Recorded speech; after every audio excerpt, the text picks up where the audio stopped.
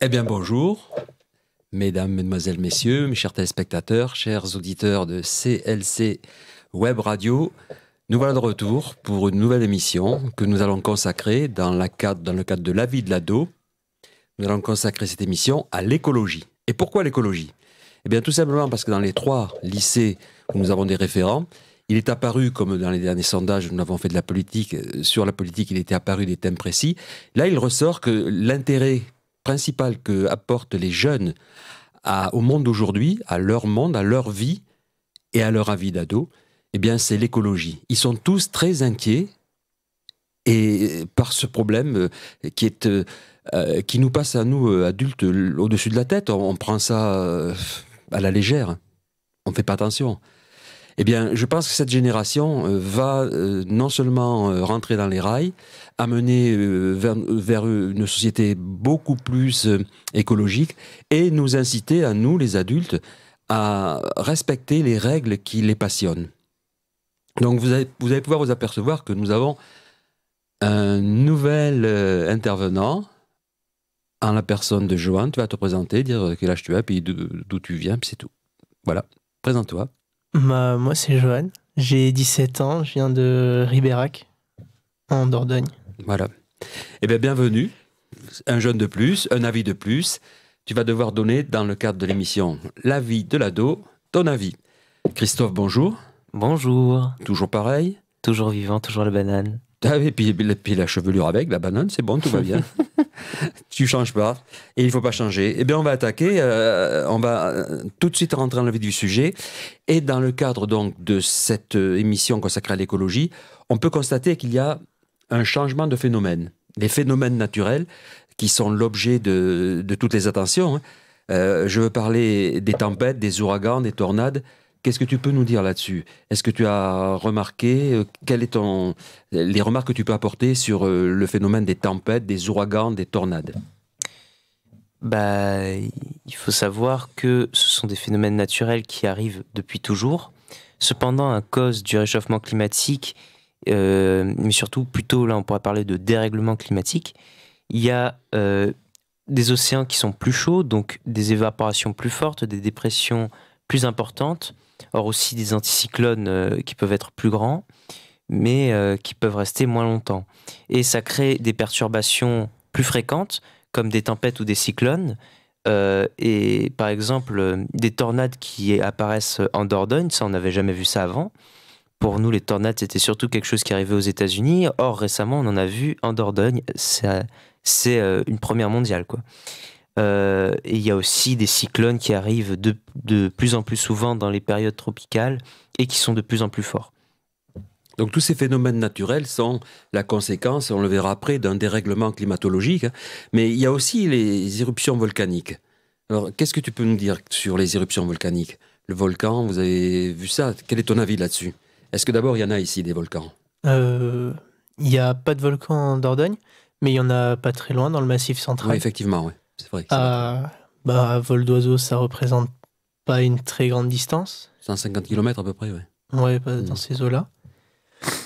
Mais les éruptions volcaniques, il y en a de plusieurs types. Il y a les effusives, avec des coulées de lave. Et les explosives avec des nuées ardentes, ça c'est, je pense, les pires. Parce que ça recouvre une large zone et ça fait quand même plus de dégâts en termes de surface. Oui.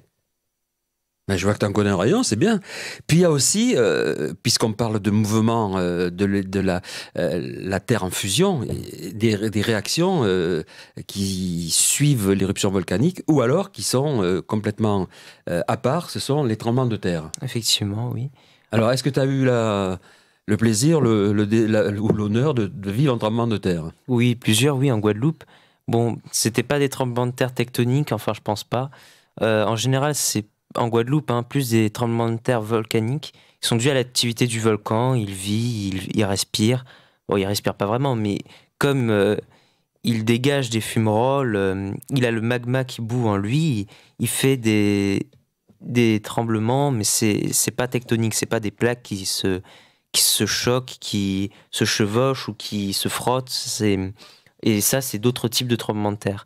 Et en général, ceux des volcans peuvent être plus ou moins puissants que ceux tectoniques, mais ça dépend bien sûr de l'intensité de l'activité du volcan. Le volcan, Joanne, est-ce que son éruption est due à la pollution ou c'est naturel ou c'est pas dû à la pollution, si? C'est complètement naturel, il y a aucun dû à la pollution. La pollution, ça n'a rien à voir avec les volcans. Ça existe depuis toujours, depuis que la Terre est créée, que les plaques ont commencé à bouger.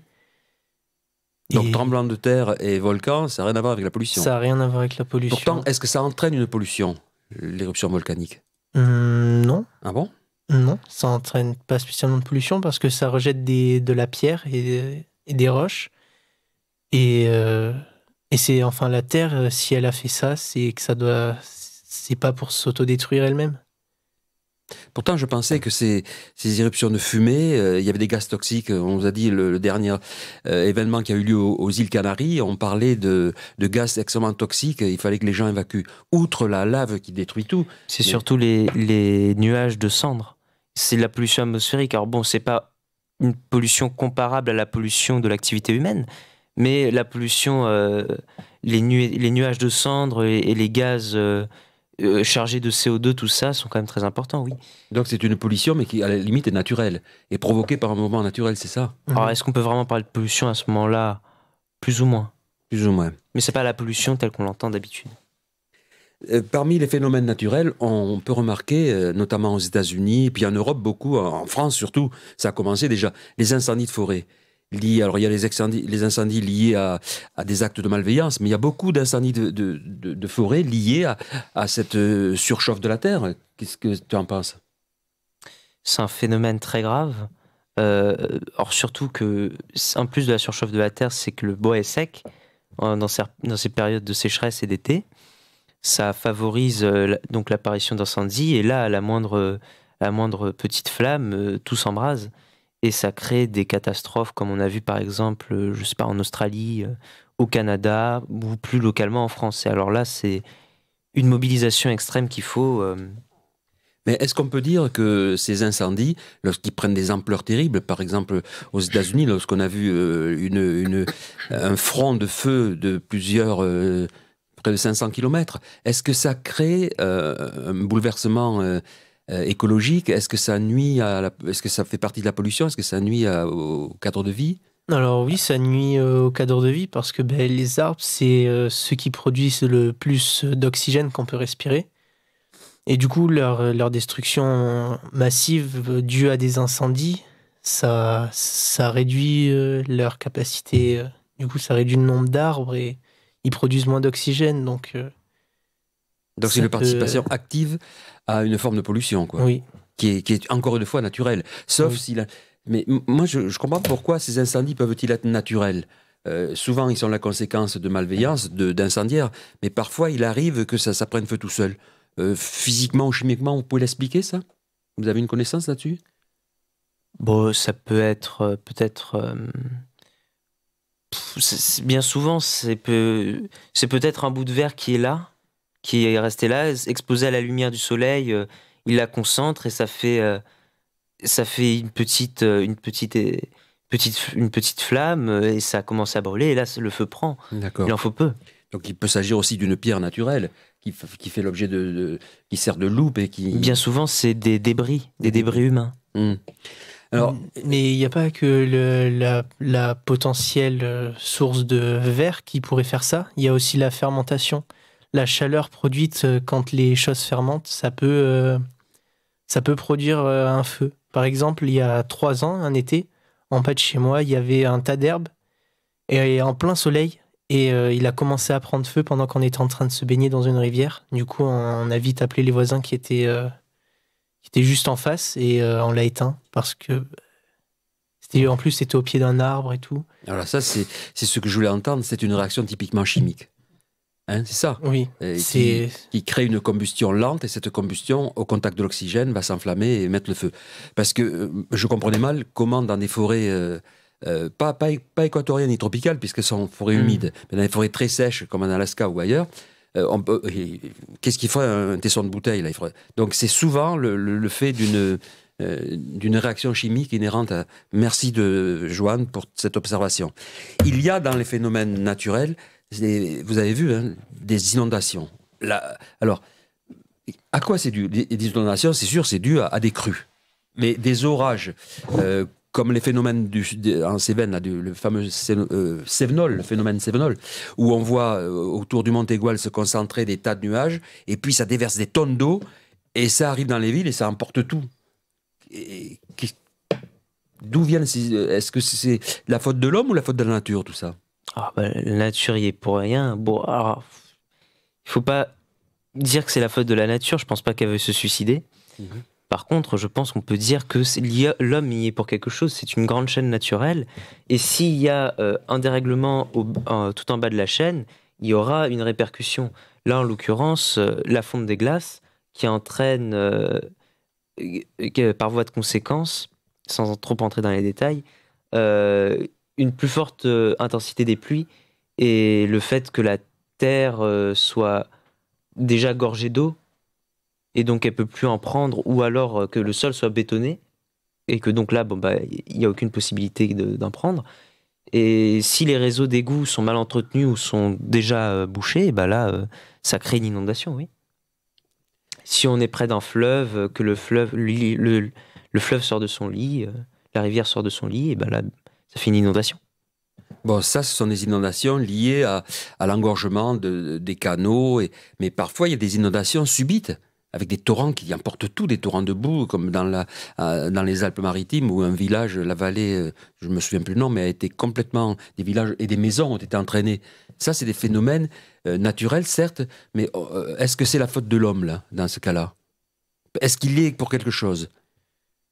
À vrai dire, je sais vraiment... Non. Je peux pas donner d'avis là-dessus, je sais pas. Tu as parlé du bétonnement, tu as parlé de... Mais c'est vrai que ces phénomènes naturels qui arrivent de façon très impromptue et où des tonnes d'eau... moi, je pense que oui, parce que comment se fait-il qu'on est construit n'importe où, on est déboisé, parce que le boisement entraîne quand même... la retenue des eaux. La retenue des eaux, on est bien d'accord. Et dans ces zones-là, on s'aperçoit que ce sont des endroits qui ont été bien souvent... qui ont fait l'objet d'habitats anarchiques, ou pas sauvages, mais anarchiques, et qui ont détruit l'écoulement naturel de l'eau, voire l'engorgement, parce que quand ça arrive dans les villes, ça te passe dans les égouts, puis c'est un peu ça, non? Donc ça aussi, moi, je pense que c'est... on va le voir plus tard, dans les causes et les conséquences. Il y a un autre phénomène qui est inquiétant, c'est le phénomène des tsunamis. Est-ce que tu peux m'en parler? Est-ce que tu vois ce que c'est qu'un tsunami? Oui, c'est une grande vague de plusieurs mètres de haut qui s'abat sur la côte maritime et qui détruit tout sur son passage et jusqu'où elle s'arrête. Alors, par qui elle est formée? Pourquoi elle se forme? Est-ce que tu sais Est-ce que ça fait partie des éléments qui sont des catastrophes naturelles, certes, mais qui sont liés au dérèglement climatique? Je pense pas que ce soit... dû spécialement au réchauffement climatique, mais en tout cas c'est dû à une faille sismique sous l'océan qui crée un soulèvement des eaux et qui crée cette vague qui traverse une bonne partie de la côte maritime pour s'écraser au niveau des plages. Tu as quelque chose à dire sur le tsunami? Tu es d'accord avec lui? Oui. C'est la conséquence d'un séisme sous-marin? Oui, c'est la conséquence d'un séisme sous-marin, mais on a vu aussi... en Guadeloupe notamment, des tsunamis qui étaient, en plus d'être des grandes vagues, surtout des espèces de grands raz-de-marée, et qui ne s'arrêtaient pas aux digues tout simplement, et à quelconque mur, et qui passaient au travers de tout. Donc ça aussi, c'est la conséquence, souvent, c'est pas la faute de l'homme, ça, c'est des conséquences tout à fait naturelles. Oui. Hein? Bien, il y a quelque chose aussi qui, dans les grands phénomènes naturels qui sont liés à ce bouleversement climatologique et écologique, ce sont les maladies, les nouvelles maladies qui apparaissent, les épidémies, les pandémies. On vient de subir une pandémie mondiale à travers le coronavirus, le Covid-19, vous êtes d'accord? Ouais. Et vous pensez que c'est aussi la conséquence d'un dérèglement bactériologique, climatologique, biologique, chimique que la nature impose à l'homme, ou que l'homme a détraqué la nature? Qu'est-ce que tu en penses? Alors personnellement, je pense que Encore une fois, hein, la nature, c'est une grande chaîne, c'est une grande famille, tout est lié. Et s'il y a eu un dérèglement quelque part, euh, la nature répond d'une manière ou d'une autre. Que ce soit par des volcans qui explosent plus, ou alors par une activité qui se manifestait pas avant, qu'on va voir arriver, et que ce soit par l'arrivée d'une nouvelle maladie qui va créer par la suite une pandémie. Moi, je pense que c'est tout simplement une conséquence. Et toi, qu'est-ce que tu penses?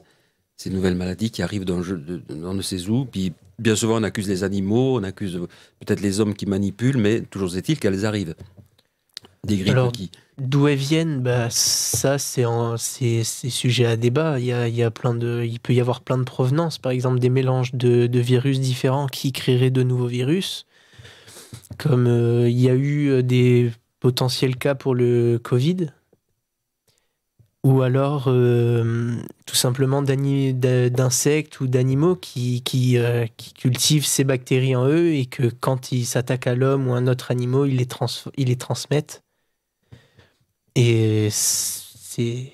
Mais est-ce que le bouleversement climatique peut entraîner des nouvelles maladies, chimiquement parlant? Oui ou non? Je pense. Bah, par exemple, avec la chaleur qui augmente, pareil, si l'eau, elle créera plus vite des algues, et si un animal boit de cette eau, il peut développer une maladie, une nouvelle, ou même une ancienne, et la transmettre, et ce virus peut muter et se transmettre plus rapidement, ou d'autres trucs en plus.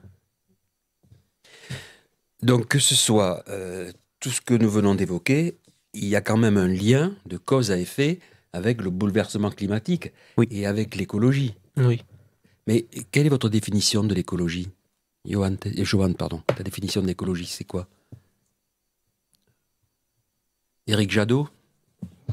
Non, le leader de l'écologie. Yannick Jadot, pardon, celui qui va se présenter aux élections. Non, c'est pas ça. L'écologie, c'est quoi? L'écologie. Alors, l'écologie telle que je l'entends, comme tu le dis comme ça, c'est une doctrine qui vise à protéger la nature. Je veux la vie de l'ado. Hein. Je veux la vie de l'ado. Pour moi, quand tu me dis l'écologie, c'est un comportement qui fait qu'on a envie de protéger la nature. De penser, avant de penser qu'à soi, de penser aussi aux arbres, à la pollution, à ce qu'on laisse derrière nous et ce qu'on laissera à nos prochains, ceux qui suivront. Sur ces bonnes paroles, on va faire une pause musicale et puis on se dit à tout à l'heure. Merci. Eh bien, donc voilà, deuxième partie de la vie de l'ado, avec Johan et Christophe.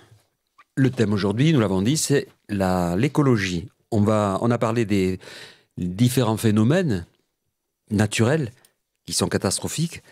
Maintenant, on va voir les causes de ces phénomènes. Alors, la pollution, il y a la pollution humaine industrielle. L'homme pollue? Oui, l'homme pollue Johan, oui. même beaucoup par rapport au nombre qu'on est. Il y a juste à voir avec le 7e continent qui s'est formé dans l'océan Indien, rempli de déchets.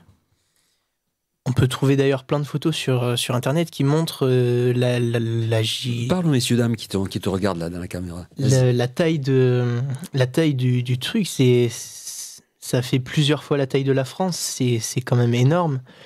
Et tout ça, c'est nos déchets, c'est nos plastiques, nos bouteilles. C'est que de la pollution humaine. Après, il y a tout le suremballage, les plastiques et tout ça, les canettes qui sont dans un emballage plastique, ça crée de la pollution à la production et quand on les achète et quand on jette à la poubelle. Et les poubelles aussi qui sont enterrées, qui se retrouvent enfouies sous terre, qui abîment la terre. Pourtant, des progrès ont été faits, je te coupe. En matière de tri sélectif, on nous impose des poubelles jaunes, vertes. On doit trier nos déchets. C'est fait ou pas? Tu penses que ça... C'est fait, mais je suis pas sûr que ce soit fait par l'entièreté de la population. C'est sûr, il y en a qui vont trier de manière régulière ou même assidue, qui vont bien respecter, compost, poubelle jaune, poubelle noire. Oui. Mais c'est sûr qu'il y en a d'autres où ils respectent pas, ou beaucoup moins. Pour toi, en tant qu'ado, ton avis d'ado, c'est utile ou pas? Parce que pour moi, c'est utile parce qu'on m'y oblige, mais qu'est-ce que tu en penses? C'est vraiment utile? Oui, je pense que c'est vraiment utile. Par exemple, le verre, on le refait fondre et on fait d'autres trucs avec, ou le plastique. Ils font des pulls avec le plastique en le faisant fondre et en le coupant d'abord en morceaux. Il y a plein de trucs comme ça qui sont faits pour limiter un petit peu la pollution. D'accord. Et récupérer et recycler. Et recycler, quoi. Oui. D'accord. Christophe, la pollution industrielle, qu'est-ce que tu peux nous dire là-dessus? Bon, la pollution industrielle. Dans une industrie, quand on produit, je l'ai vu en arrivant dans la ville de Coutras, il y a, par exemple, des cheminées, des grands tuyaux qui s'élèvent vers le ciel et qui émanent des gaz toxiques, des gaz à effet de serre, et c'est ça la pollution industrielle. On y pense en partie, c'est toutes ces entreprises qui rejettent des gaz comme de CO2 qui ont un effet de serre. Alors c'est des gaz naturels qui existent depuis toujours, mais comme on en produit trop, eh ben, ça crée un surréchauffement de la planète. Hormis ça, on a... Alors là, Ouais. je t'y rebute, là. Réchauffement de la planète à cause de la couche d'ozone, c'est ça? Ça a une influence sur la couche d'ozone, ces gaz-là? Euh, Tu peux venir à son secours si tu veux. Non, pas la peine, pas la peine. Le truc, c'est que les gaz à effet de serre vont grossièrement faire venir rebondir la lumière du soleil entre la Terre et la couche d'ozone. Ce qui se passe, c'est que la couche d'ozone, elle renvoie une grande partie des rayons du soleil, parce que sinon on serait cramé un peu comme Vénus, la planète Vénus, hein. Mais la couche d'ozone en renvoie une bonne partie, en laisse entrer une partie, et ces rayons du soleil réchauffent la Terre, retournent dans le ciel et rebondissent, laissent s'échapper une partie, etc., etc. Les gaz à effet de serre, ils vont venir renforcer cet effet. Ça existe depuis toujours, parce que, évidemment, quand on fait brûler un feu, il y a du CO2 qui est dégagé. Lorsqu'il y a une éruption volcanique, du CO2 est dégagé. Dans plusieurs actions, il y a tout simplement du CO2 qui est dégagé. Mais dans la surindustrialisation et donc la pollution industrielle, ça décuple l'effet de serre et on a un réchauffement beaucoup plus actif de la planète. Et c'est ça, en grande partie, la cause de tous les problèmes.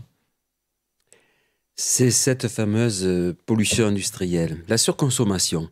On nous accuse partout, à travers les médias, les gouvernements en place, les gens qui nous dirigent, de surconsommer. Es-tu d'accord avec ça? Est-ce qu'on surconsomme? On va faire nos courses? Est-ce qu'on a tendance à surconsommer? Oui, je suis d'accord avec ça. Oui. Il y a juste à voir la taille des chariots. On peut mettre quand même énormément de choses et souvent les magasins sont conçus pour que, entre ce pourquoi on vient acheter, enfin ce qu'on vient acheter et là où il se trouve, on passe dans différents rayons, ce qui nous fait acheter différentes choses qui n'étaient pas de base sur la liste. Et du coup, c'est des choses plus ou moins utiles ou plus ou moins dispensables. Et du coup, ça crée des achats en plus qui auraient pu ne pas être faits. Et donc, du coup, ça crée de la surconsommation. Et la surconsommation, ça crée du surpoids, c'est ça? C'est pour ça qu'on s'aperçoit que beaucoup de jeunes de gens sont de plus en plus gros. Avant, on a les États-Unis avec des gros. Maintenant, en Europe, on voit beaucoup de gens qui sont en surpoids. Il y a ça, mais il y a aussi la malnutrition. Ah! Surtout la malnutrition, oui, la surconsommation, ça consiste pas qu'à acheter des pots de Nutella et plus savoir qu'en faire. C'est aussi acheter des produits qui ne nous serviraient pas à grand-chose, quelque chose qu'on va prendre, on va se dire « Ah, ça pourrait m'être utile », qu'on va laisser sur le bureau et qu'on va plus jamais toucher. C'est ça la surconsommation. Mais moi, je parle de la... C'est nous faire penser qu'on a besoin de quelque chose, alors que finalement, non, on n'en a pas besoin. Ce qu'on appelle les paniers percés, alors. Les gens qui gaspillent leur argent à acheter des bêtises qui servent à rien. Oui. Mais pourtant, c'est vrai que la publicité nous y oblige presque parfois. Puis comme tu dis, je m'étais jamais aperçu que les chariots étaient grands. Sauf quand je passe à la caisse, effectivement. Et que je les remplis par par bêtise et que néanmoins, je persiste à dire que si l'homme est de plus en plus gros, c'est parce qu'on mange mal, mais c'est à cause aussi d'une forme de pollution industrielle, de pollution, pas industrielle, mais de surproduction. Et on nous fait manger n'importe quoi. Il y a l'agroalimentaire, il y a... Alors en effet, on nous fait manger n'importe quoi, mais ça dépend de là où on mange. Si on mange Est-ce que c'est une forme de pollution? Non, pas. Oui, c'est une forme de pollution, bien sûr, dans ce qu'on mange. Alors, lorsqu'on va produire la nourriture, cette malbouffe, hein, parce que disons ça comme ça va entraîner déjà de la pollution. Ensuite, on arrive à la consommation et on se pollue nous-mêmes. Quelque part, on se pollue nous-mêmes et on arrive très vite dans de la surconsommation. On mange des choses que notre corps ne demande pas de manger et ça arrive à faire des excès, etc. Je suis en train de noter la surproduction agricole, mais j'ai rajouté pollution. La surproduction agricole pollue, oui, parce qu'on met des pesticides, bien que ce soit interdit. Mais quel est l'intérêt de surproduire au plan de l'agriculture, puisque l'Europe impose des quotas aux pays européens, et souvent, il y a des invendus, c'est retransformé, c'est fait ailleurs. Est-ce que ça te parle, la surproduction agricole qui nuit au même titre que la surproduction industrielle, qui nuit à l'écologie? C'est vrai ou pas? Oui. Oui, par exemple, il y a juste à voir les grands champs qu'on peut trouver maintenant un peu partout en France. En Dordogne, il y en a plein. Il y a longtemps, c'était potentiellement des forêts où ils ont dû enlever tous ces arbres pour créer des grands espaces agricoles. Du coup, déjà, on arrive sur un point de déforestation. Et en plus, il faut pas mal de carburant et tout pour faire fonctionner les tracteurs.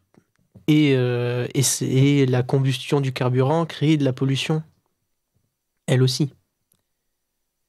J'ai même entendu dire que l'élevage des vaches crée de la pollution. Lorsque les vaches pètent, ça fait dégager du méthane. Oui, c'est aussi un gaz à effet de serre comme le CO2. C'est incroyable, ça. Ouais. Oh, les vaches. Pardon.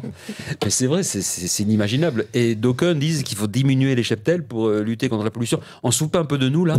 Non, là, par contre, c'est abusé. Quand je vois parle-nous des tankers, les gros tankers qui amènent de la Chine vers l'Europe et vers le monde entier, oui. Des milliers de produits. Oui, parce que bien sûr, on ne parle pas des moyens de transport, par exemple les voitures, d'une part, mais surtout les avions et les bateaux. Non, commence pas à nous bassiner avec les voitures.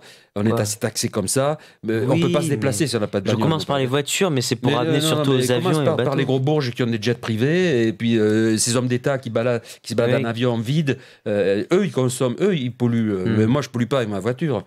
En plus, j'ai un filtre. Bon, bref, je défends les intérêts des citoyens qui sont embêtés déjà par le tarif exorbitant eu égard aux charges qu'impose l'État sur les carburants. Ça me fout en boule quand j'entends dire que je pollue. Moi, je pollue pas, je pète pas, donc pas de méthane, et j'ai un filtre à gasoil. Alors, et puis, c'est tellement cher que je vais plus rouler, je vais m'acheter un vélo, comme tout le monde. Alors, reviens-en à tes moutons. Écolo. Tu m'as perdu un peu. Mais pour revenir aux grands bateaux, alors il y a les plateformes pétrolières. Donc là, le pétrole, c'est vraiment un ennemi de l'écologie. Et pourtant, on ne peut pas vraiment s'en passer.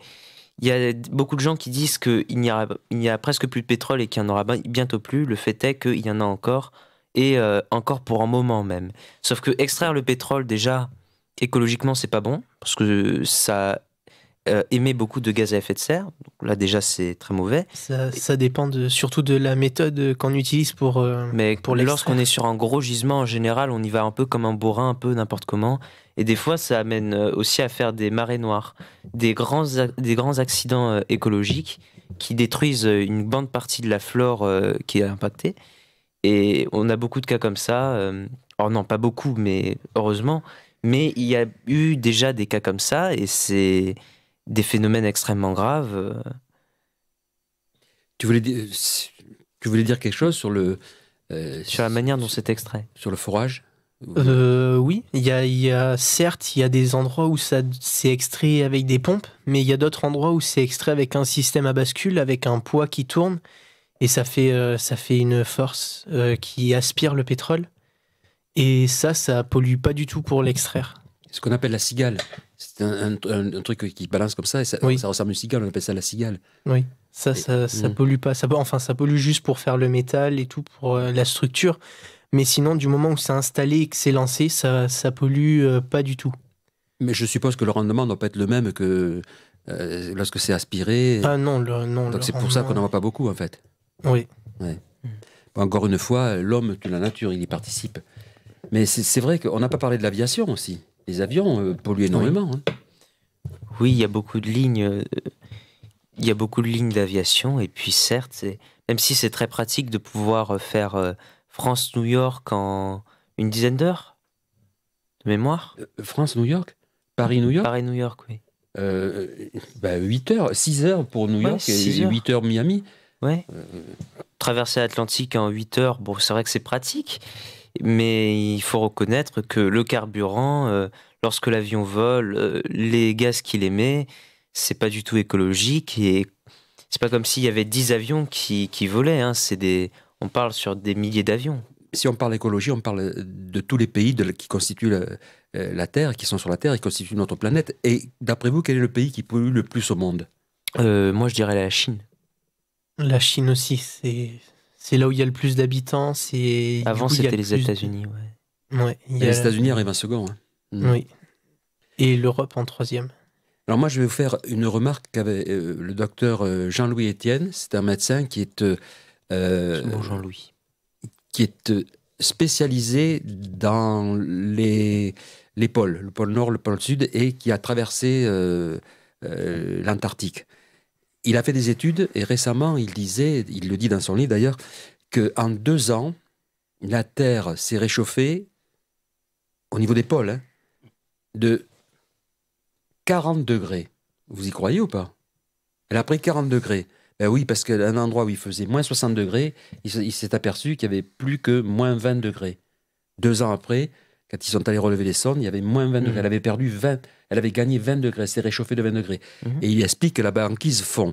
Alors, qui veut m'expliquer ce problème de la fonte des neiges et qui contribue à la montée des eaux ? Je parle des océans.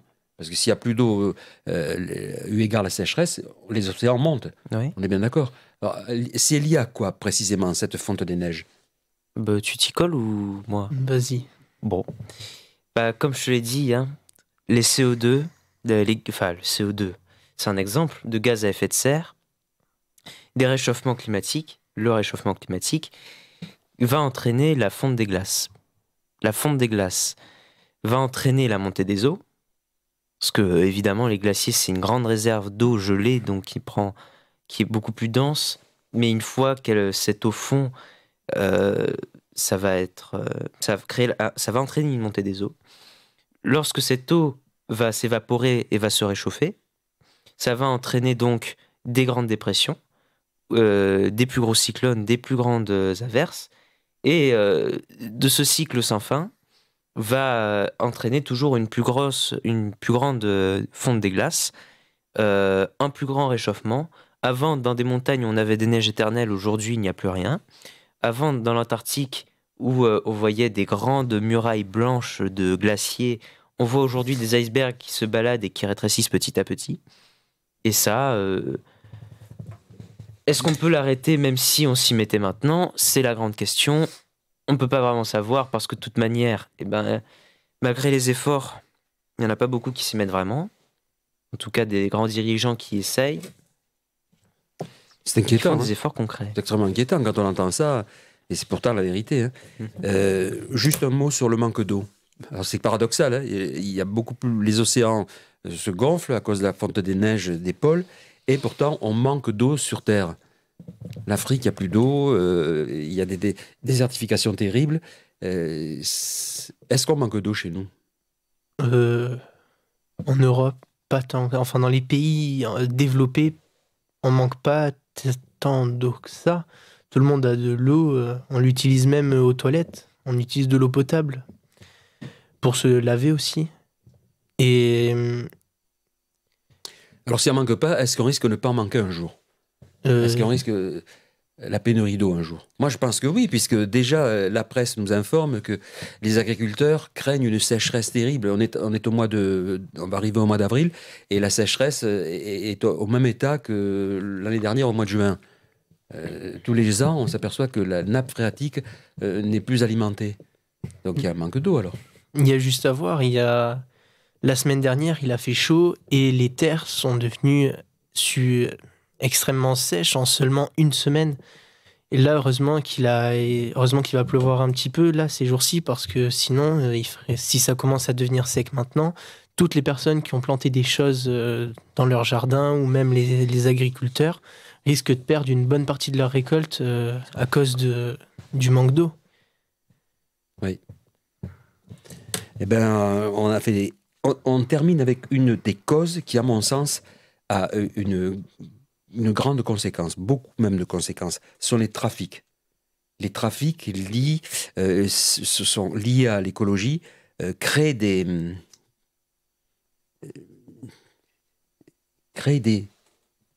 quoi? Des carences. Quand on va supprimer une race d'animal qui va plus exister, quand on chasse des éléphants pour les défenses. Et parlez-moi de l'orpaillage. Est-ce que l'orpaillage pollue ou pas? Vous en avez entendu parler quand même, ce qui se passe en Guyane française, par exemple, et dans toute l'Amérique latine, les fameux chercheurs d'or. Ça vous parle, l'orpaillage? Oui. Non, vas-y. Les chercheurs d'or, ce sont des moyens illégaux. Alors, des fois, ça se passe avec carrément des gens qui font tout péter.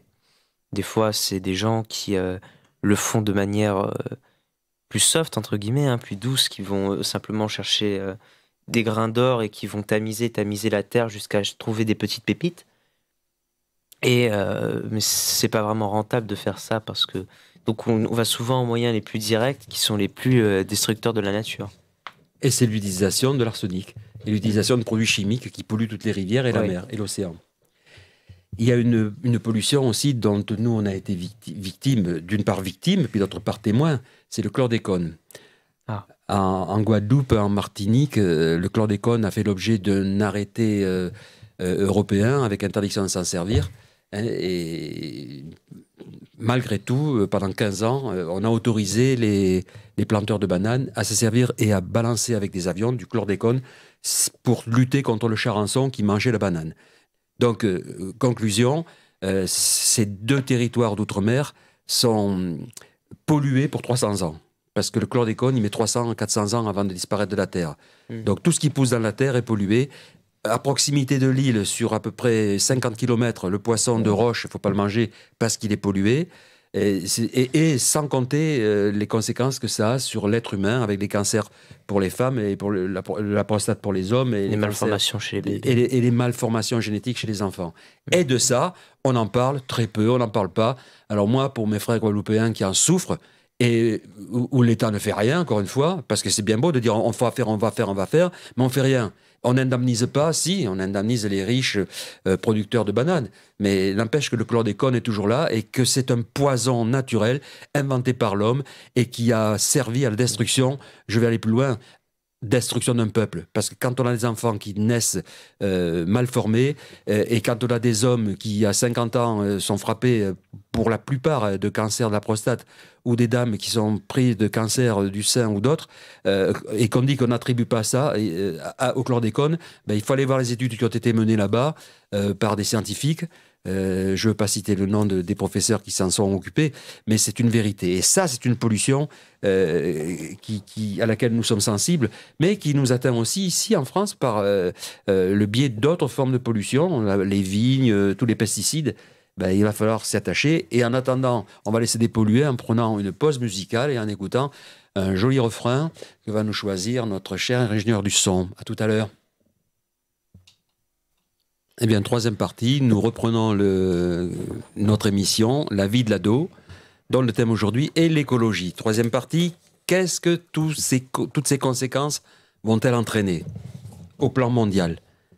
L'exode, c'est certain. Est-ce que vous êtes d'accord avec moi, ça va entraîner un exode des pays, des populations qui vont souffrir de la famine et de la sécheresse ou pas? Oui.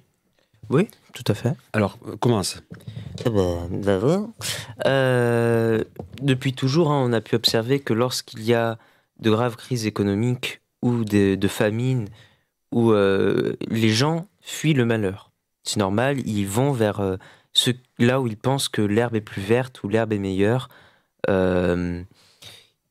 Ça crée des grandes crises migratoires.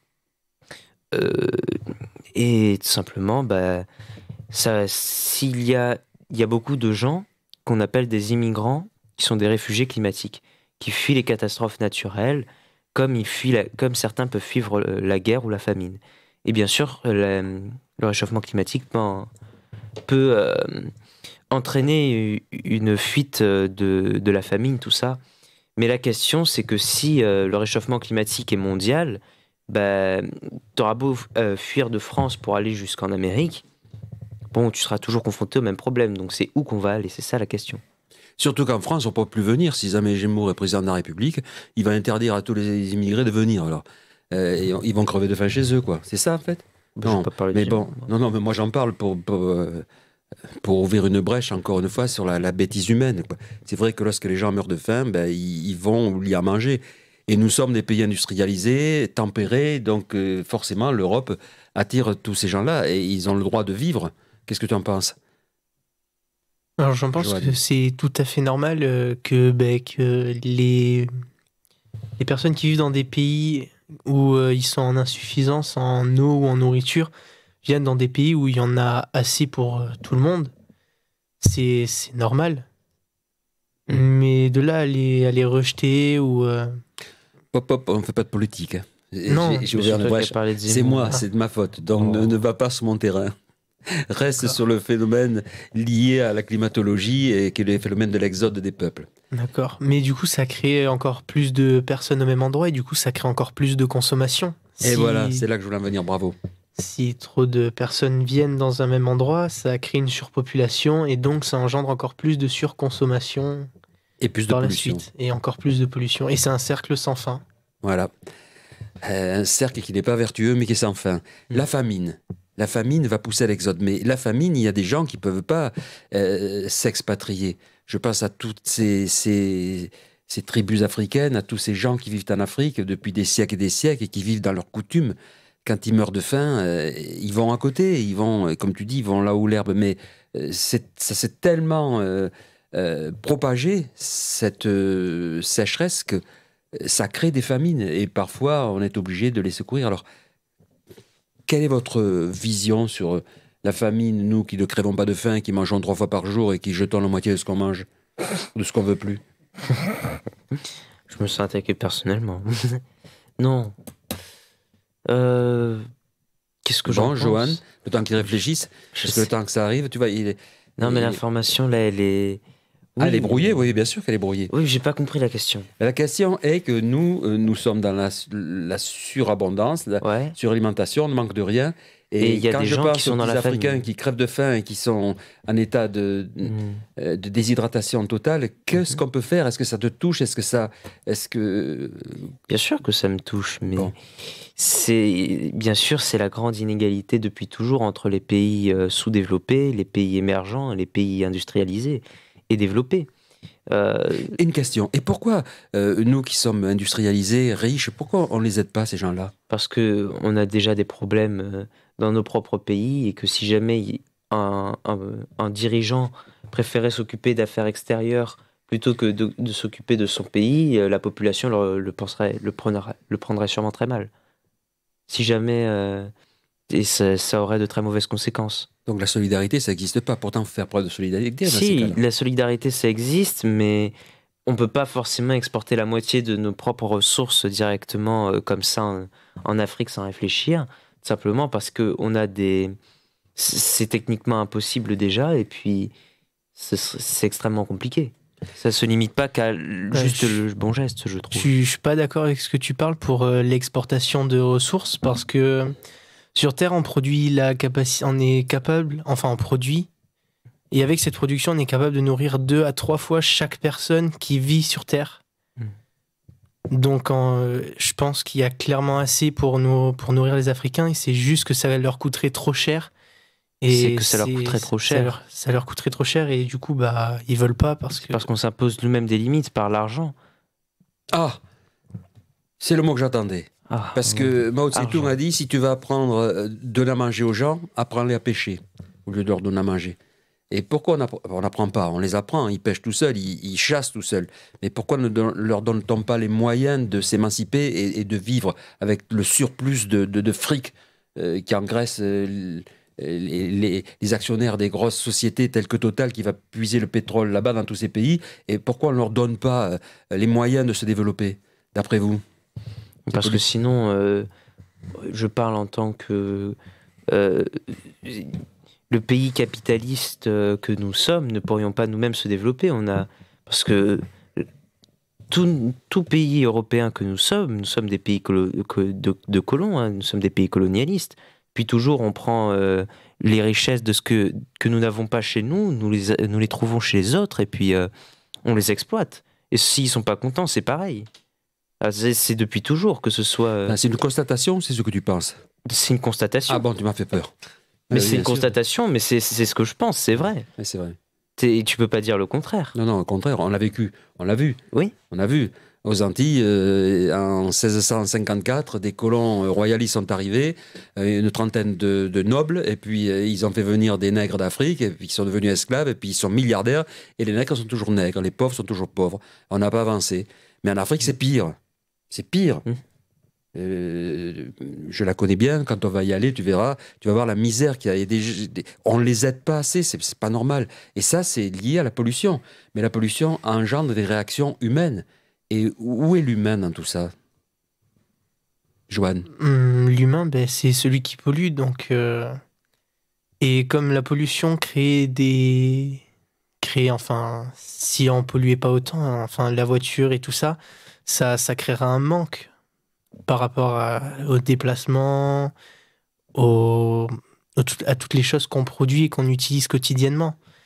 Donc, il faudrait déjà réduire cette pollution. Et avant de pouvoir aller voir d'autres pays qui pourraient aussi commencer un petit peu à polluer. Moi, j'ai dit que la famine était la conséquence de la pollution, du réchauffement de la planète et des terres qui sont devenues incultes arides, parce que la terre se réchauffe trop. Et ces conséquences-là font que ces peuples soit meurent de faim sur place, ne sont pas aidés ou pas assez aidés, soit partent et viennent vers les pays occidentalisés. Donc, ma réflexion, ça génère des pauvres, mais ça génère des richesses. Oui. Oui, les pauvres sont toujours plus pauvres et les riches toujours plus riches, oui. Et il n'y aurait pas un organisme au plan mondial qui pourrait s'occuper de ça, répartir ces richesses? Vous qui êtes jeune et qui allez être aux responsabilités demain, si c'est pas toi, ce sera ton fils ou ta fille qui seront en responsabilité. Mais bon Dieu, bougez-vous. Nous, on ne bougera pas, on ne peut pas bouger puisque on est muselé dans une pseudo-démocratie royaliste, Satanas piffe le chien. On vote alors qu'on va voter et le mec, il ne sera même pas lui que je veux qui sera élu. Donc, est-ce que c'est pas truqué? Mais vous pouvez changer les choses sans faire de révolution, sans faire de guerre. Parce que parlons de la guerre. La guerre n'entraîne pas la pollution? Si. Vous avez entendu ce que Poutine a dit? Je veux faire péter le monde. S'il pète le monde, là, on est ultra pollué, on est mort, quoi.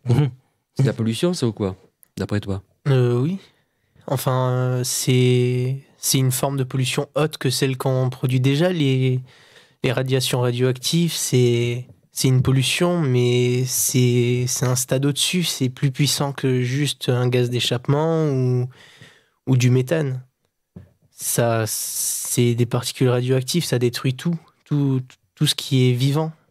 Les plantes, les animaux, les êtres humains. Et juste avant à Tchernobyl, quand la centrale nucléaire a explosé, c'est encore irradié maintenant, pratiquement une trentaine d'années après.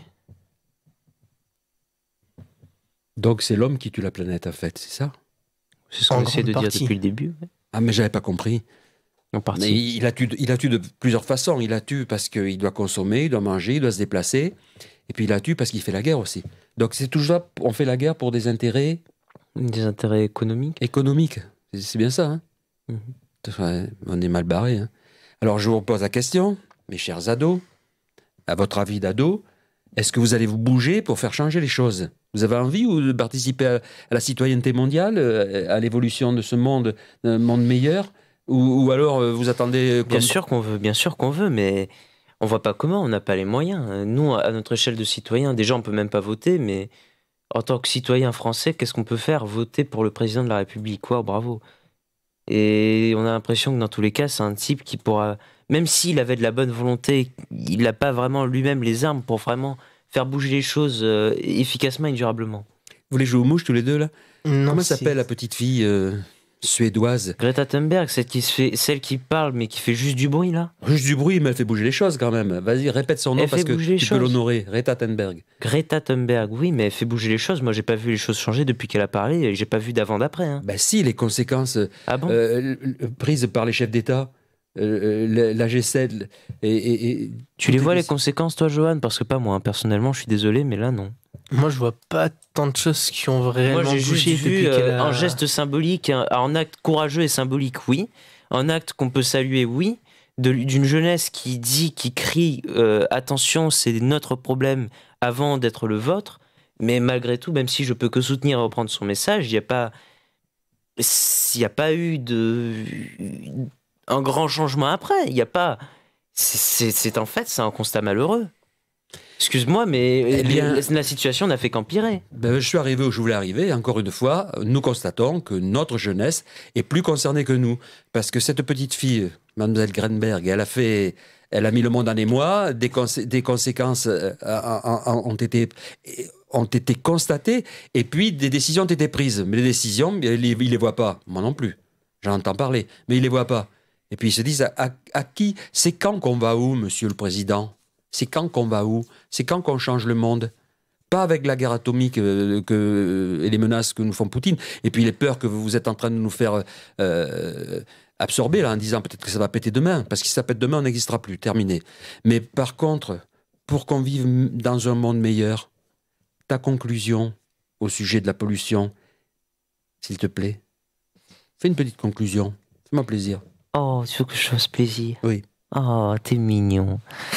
Pour moi, la pollution, c'est un long combat dans lequel nos bons ancêtres nous ont foutus, qui va être long, qui va être dur, et malheureusement, on pourra que limiter la casse. Je suis fataliste, mais je suis pas pessimiste, mais je suis fataliste et réaliste. Je vois pas comment regarder comment on est dans la situation présente. Les espèces qui sont disparues, les virus qui apparaissent de n'importe où, les icebergs qui fondent de ci et là. Bon, il va falloir être réaliste, on peut maintenant que limiter les dégâts. Mais et là, c'est à nous les jeunes de nous prendre en main, certes, mais c'est aussi aux adultes de quand même nous préparer le terrain. En attendant qu'on puisse faire quelque chose. Les adultes, on prépare de la soupe tous les jours, le petit déjeuner tous les matins. Oui, les parents. Et prenez-vous en main, les mecs. Hein. Johan, qu'est-ce que tu as à dire? Mais c'est bien quand même. Je pense que niveau pollution, on est tous concernés, on est tous des acteurs majeurs de la pollution. Déjà, quand on prend le bus ou des choses du quotidien quoi, qui créent de la pollution, et il faudrait que ça change, il faudrait que ça commence par des gestes qui changent, arrêter le suremballage, des choses comme ça, des choses qui nous paraissent insignifiantes, mais qui pourraient faire de grandes choses sur le long terme. Et bon, ça peut pas se faire en un claquement de doigts, mais c'est quelque chose qu'il faut réfléchir, qu'il faut parler, il faut mettre le sujet sur la table, réunir plein de monde, je pense, et que on trouve un accord commun sur les manières de polluer, enfin de limiter la pollution et toutes ces choses. Ben moi, je vais sur ces bons mots, vous remercier parce que vous avez quand même, vous m'avez demandé d'organiser ce débat sur l'écologie et vous y êtes très sensible. Je vous ai mené en bateau, je vous ai mené en avion, je vous ai mené sur tous les continents, je vous ai raconté des sornettes, je vous ai énervé, mais vous m'avez prouvé que vous aviez le désir de changer les choses. Et continuez comme ça, et on est parti sur la bonne voie. Demain, c'est vous qui dirigerez le pays. Chers téléspectateurs et amis de CLC Web Radio, à très bientôt pour une nouvelle émission et merci de votre écoute et de votre accueil. Au revoir. Au revoir. Au revoir.